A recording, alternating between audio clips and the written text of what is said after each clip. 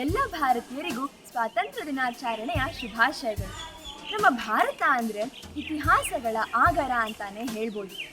ಭಾರತದ ಒಂದೊಂದು ಐತಿಹಾಸಿಕ ಕಥೆಗಳನ್ನು ಹೇಳ್ತಾ ಹೋದರೆ ಒಂದು ಇಡೀ ಯುಗಾನೇ ಸಾಲಲ್ಲ ಅಂತ ಹೇಳಿದ್ರೆ ತಪ್ಪಾಗಲ್ಲ. ಅಂಥ ಒಂದು ಐತಿಹಾಸಿಕ ಸ್ಥಳವನ್ನು ನಾನಿವತ್ತು ನಿಮ್ಮೆಲ್ಲರಿಗೂ ಪರಿಚಯ ಮಾಡಿಕೊಡ್ತೀನಿ. ರಾಮಾಯಣದ ಕಥೆಯನ್ನು ನೀವೆಲ್ಲರೂ ಕೇಳೇ ಇರ್ತೀರ. ಕಥೆಯಲ್ಲಿ ರಾವಣ ಸೀತೆ ಮಾತೆಯನ್ನು ಅಪಹರಣ ಮಾಡ್ಕೊಂಡು ಹೋಗ್ಬೇಕಂದ್ರೆ ಜಟಾಯು ಅನ್ನೋ ಪಕ್ಷಿ ಬಂದು ಸೀತೆ ಮಾತೆಯನ್ನು ರಕ್ಷಿಸಕ್ಕೆ ಪ್ರಯತ್ನ ಪಡುತ್ತೆ. ಆವಾಗ ರಾವಣ ಜಟಾಯುವಿನ ರೆಕ್ಕೆಯನ್ನು ಕತ್ತರಿಸಿ ಹಾಕ್ತಾನೆ. ರೆಕ್ಕೆಯನ್ನು ಕಳ್ಕೊಂಡಂಥ ಜಟಾಯು ನೆಲಕ್ಕೆ ಬಿದ್ದಿರುತ್ತೆ. ರಾಮ ಸೀತೆಯನ್ನು ಹುಡ್ಕೊಂಡು ಬರಬೇಕಾದ್ರೆ ಅವನು ಜಟಾಯು ಪಕ್ಷಿನ ನೋಡ್ತಾನೆ. ಆವಾಗ ಆ ಪಕ್ಷಿಗೆ ಮೋಕ್ಷ ಸಿಗಲಿ ಅಂತ ರಾಮ ಲೇಹ್ ಪಕ್ಷಿ ಅಂದರೆ ತೆಲುಗುವಿನಲ್ಲಿ ಎದ್ದೇಳು ಪಕ್ಷಿ ಅಂತ ಹೇಳ್ತಾನೆ.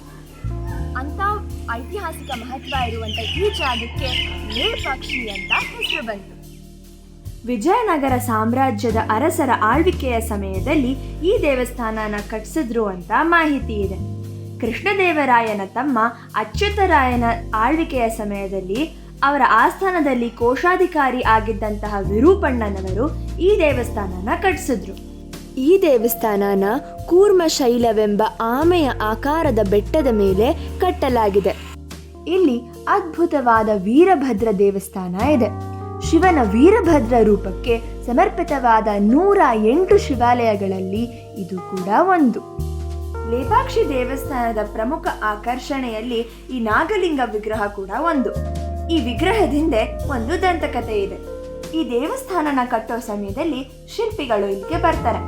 ಅವಾಗ ಊಟದ ಸಮಯ ಆಗಿರುತ್ತೆ. ಅವರಮ್ಮ ಅಂತಾರೆ, ಇಲ್ಲ, ಅಡುಗೆ ತಯಾರಾಗಕ್ಕೆ ಇನ್ನೊಂದು ಸ್ವಲ್ಪ ಸಮಯ ಬೇಕು ಅಂತ.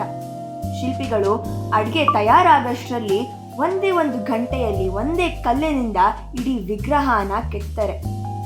ಅವರಮ್ಮ ಬಂದು ತನ್ನ ಮಕ್ಕಳ ಕಲೆಯನ್ನ ನೋಡಿ ಆಶ್ಚರ್ಯಚಕಿತರಾಗ್ತಾರೆ. ಈ ಕಲ್ ಮೇಲೆ ಕಾಣ್ತಾ ಇರೋ 2 ರಕ್ತದ ಕಲೆ ಹಿಂದೆ ಕೂಡ ಒಂದು ಕಥೆ ಇದೆ. ಈ ದೇವಸ್ಥಾನ ಕಟ್ಟಿಸೋ ಸಮಯದಲ್ಲಿ ವಿರೂಪಣ್ಣನಿಗೆ ಆ ಊರಿನ ರಾಜ ಹಣ ಸಹಾಯನ ಮಾಡ್ತಾ ಇರ್ತಾನೆ. ಆದ್ರೆ ಈ ವಿಷಯ ರಾಜನ ಮಕ್ಕಳಿಗೆ ಗೊತ್ತಿರಲ್ಲ. ರಾಜ ತೀರ್ಕೊಂಡ್ಮೇಲೆ ಯಾರೋ ವಿರೂಪಣ್ಣಂಗೆ ಆಗದೆ ಇರೋರು ಹೋಗಿ ರಾಜನ ಮಕ್ಕಳಿಗೆ ಅವನ ಮೇಲೆ ಚಾಡಿ ಹೇಳ್ತಾರೆ.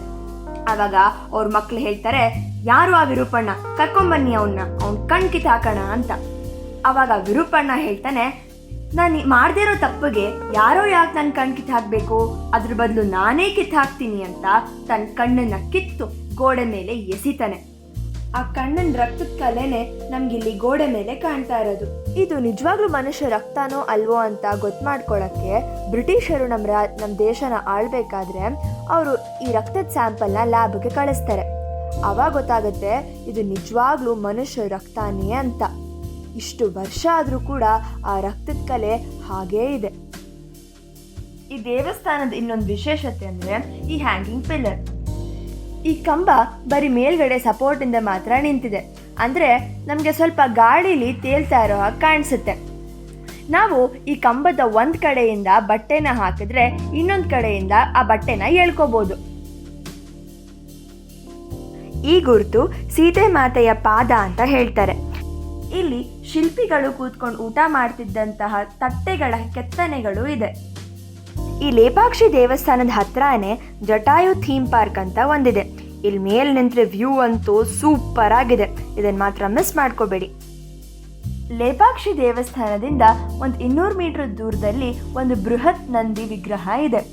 ಈ ನಂದಿ ವಿಗ್ರಹ 20 ಅಡಿ ಎತ್ತರ ಮತ್ತು 30 ಅಡಿ ಅಗಲ ಇದೆ.